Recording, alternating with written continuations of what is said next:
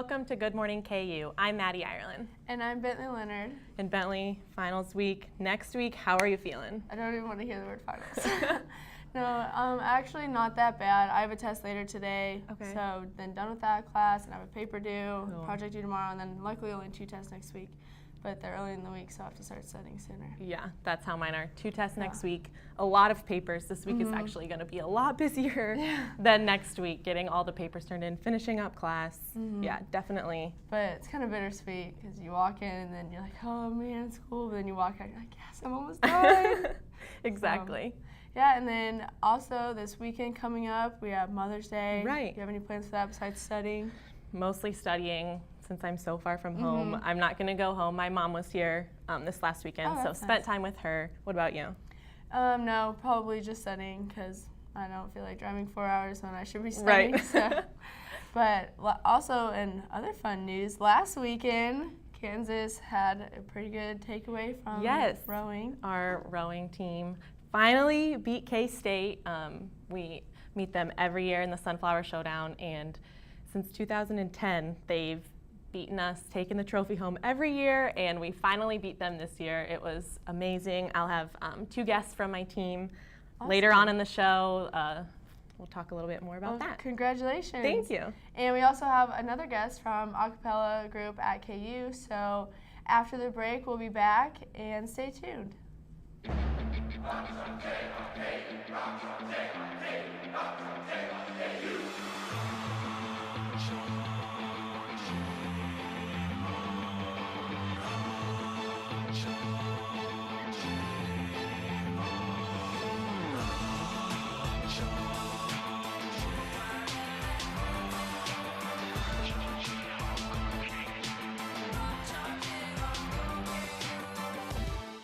Welcome back. I'm Bentley Leonard here with Drew, who's on a cappella group at KU. So again, thank you for being with us today. Thanks for having me. We appreciate it. So you want to just tell me a little bit what you guys do, what you've done this past semester? Yeah, I'm from Genuine Imitation, and we're KU's premier a cappella group on campus. We've been here since 2003, and we do gigs around campus. Like we sang at inside the Chancellor's house for the KU Board of Education. We sang on Wesco Beach. We've performed at the TED Talks that they had here at KU. So we perform basically anywhere that we can, anyone that'll have us perform for them. That's awesome. Pretty great.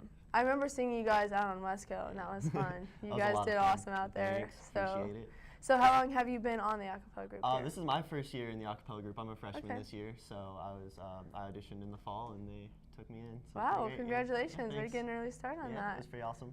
So that's cool. So if anyone else wants to get involved, how can they do that? We're having auditions today, actually, in Murphy Hall in room 440 from 6:30 to 8:30. So if anyone wants to try out and stop by, we would like them to have about like 30 seconds to a minute of a prepared song for them to sing, and then we'll go through some vocal exercises and pitch matching and stuff to see how you'd fit in the group. Yeah.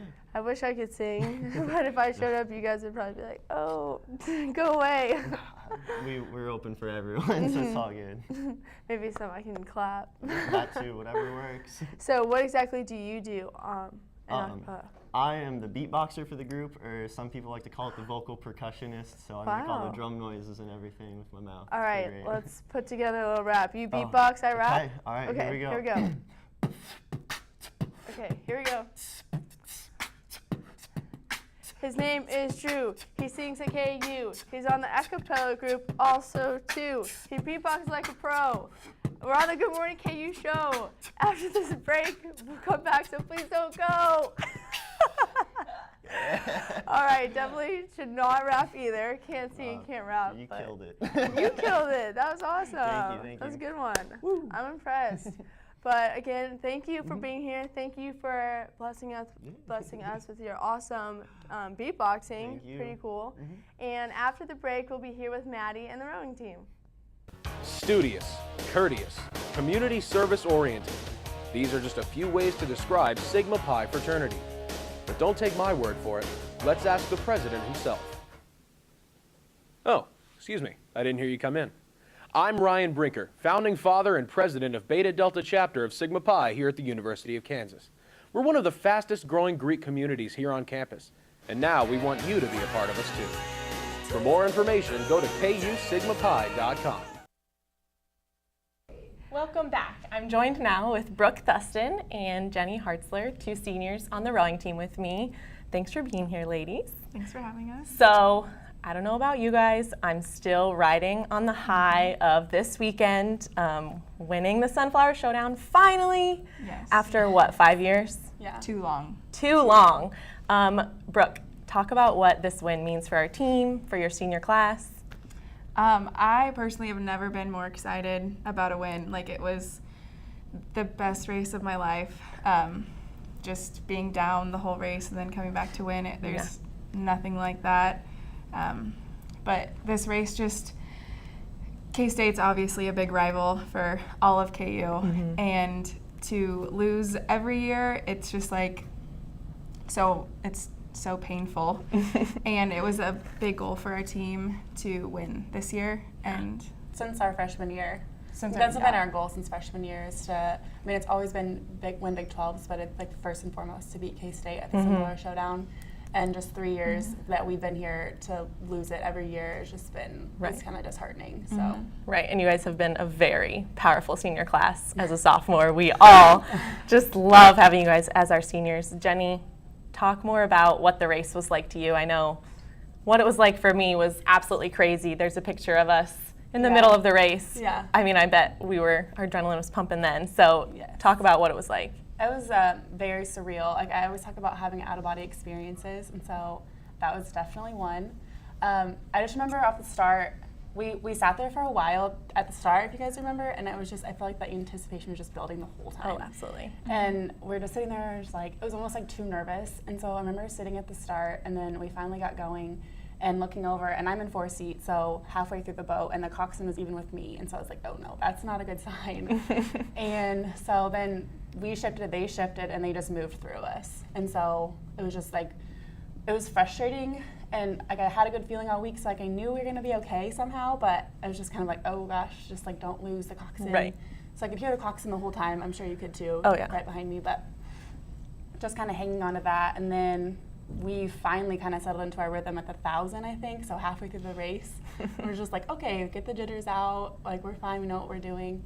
And then, I don't know, that sprint was insane. I don't remember a lot of it. I was kind of blacked out, but Yeah. the best sprint and ever. you could kind of just feel their boat too just shift a lot. And so they kind of were, I feel like, you know, they're just like looking over like, oh my gosh, they're walking on us, they're taking seats, so what do we do? And they were panicking, and we were just like fueling off of that. I'm So. pretty sure I heard a girl scream.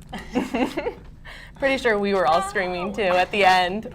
Not sure if we won or not. I was telling the guys before that we had no idea. At the end of a race, a buzzer goes off, and this race was like, boop, beep, boop. beep, yeah. So we had no idea, and they told us. I mean, we were all crying. Yeah.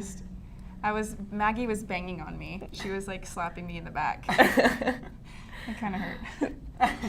So we're kind of coming off this high, heading into more practices this week. Unfortunately, it's windy and rainy, so we might not get to go on the water that much this week, but we're starting to prepare for Big 12. So kind of walk us through what you guys think that preparation will look like, what Big 12s might look like for us. Well, we're going to work on the first 1,500 of the race, I'm sure. Focus on that. We obviously have the sprint down, but just getting fast off the line and then working through the first 1,000, because that's our weakest point right now. Probably the practices might be a little bit shorter, but probably pretty high intensity. Even if we can't get on the water necessarily, just kind of like working to just like make each stroke purposeful. So I think, you know, K-State is, we can't overlook them. Oklahoma as well. I think Texas will be our stiffest competition there though. So just really trying to stay focused and do as best we can there. So at Big 12s, we'll have 2 races. The heats on Saturday and then finals on Sunday. And so our goal is to obviously make it to grand finals, which will be a 6-boat race, which is always a lot more fun than a 2-boat race. Yeah, and so with rowing comes a lot of tradition. One of our favorite traditions is when you win gold, you get to throw your coxswain in the water, which I think we have a picture of. So there's the 8 of us tossing our coxswain Mary into the water after a race. Our stroke seat Maggie she took a little slip on the dock there, so you can see. So talk about what that's like. I know for me, that's always so rewarding, getting to do these cool traditions. What about you guys? I know coming off the water, we were all just, we were crying, we had tears, we were shaking, like we didn't know what the heck to do. And Brooke kept saying, act like we've done this before, like act like we know what we're doing. Like we've been here before, but it's like we really haven't had that excitement really before. And so once we kind of settled down and like hugged people, like hugged the whole team, I think I hugged everybody twice probably, hugged the coaches. Then it was like, oh, we get to throw Mary in. Like that's something we haven't really done a lot. So it was really fun. As you can see, all the joy on our face. So. Yeah. Finally getting to toss her in. Yeah. Mary said when we were coming in, she was like, I didn't straighten the top of my hair because I was planning on getting wet today. Oh, that's fun. So you guys are both graduating, which we're so sad to see you go, but you're both are going on to great things. Tell me about that. We're actually both working for the same company. We go through life together, so. But we are splitting up in the beginning of June. Yeah, we'll be working for a construction company, and they're all over the nation. And so they're starting a project in San Diego, so I'll be relocating out there. And then they have the home office here in Kansas City, and so I'll be working there. We'll be seeing. And then just to finish out, what advice would you give to the younger rowers like myself after going through the 4 years, finally making it down to the last 2 weeks of your senior season? What do you have to tell us? I think we can both agree to just take it all in. Yeah, just enjoy as much as you can. It goes really fast. I remember being in the fall and thinking, oh, we're never going to get to graduation. It's so far away. We have so many practices in the middle of it and tests and things like that. But oh my gosh, we're down to like 10 days, I think, today. And it's, I can barely keep it together. I know, I can not believe it's almost over. Yeah. Well, we're going to miss everybody. Thank you both for being here. Thank you for being great seniors on our team. If you want to follow our road to Big 12s and hopefully our success at Big 12s, you can follow us on all social media, KU Rowing, Twitter, Instagram, Facebook. So stay tuned. We'll be back with the news.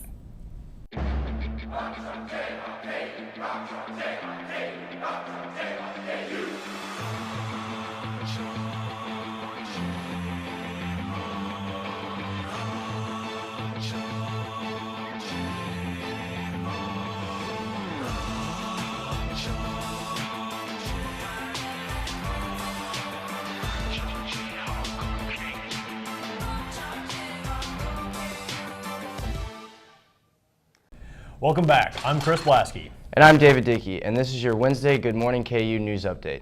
The co-pilot of the crashed Germanwings flight practiced putting his aircraft in an aggressive descent prior to slamming into the French Alps, according to the CNN.com.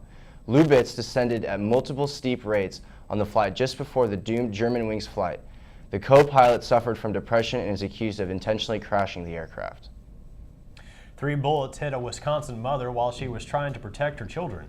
According to CNN.com, Erin Stoffel shuffled her 7-year-old son and 5-year-old daughter off a bridge after a gunman opened fire. Stoffel's husband and 11-year-old daughter were killed in the attack, and Stoffel is now in critical condition. According to reports, the gunman opened fire after an argument with an ex-fiancé turned the gun on himself. A Florida woman being held hostage at knife point by her boyfriend used a pizza delivery app to call for help. According to NBC.com, Cheryl Treadway convinced her boyfriend to let her order from Pizza Hut, and in the comment section, Treadway wrote 911 hostage help.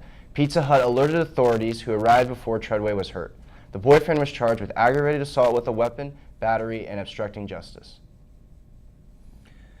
The academic year is winding down at KU. However, the student-ran radio station 90.7 KJHK will feature fresh summer programming all year long. The station will feature pre-produced content along with live shows. Kind of like scattershot as far as like special programs go. A lot of the more unique and weird special programs tend to happen in the summer, just because there's more opportunity for creativity.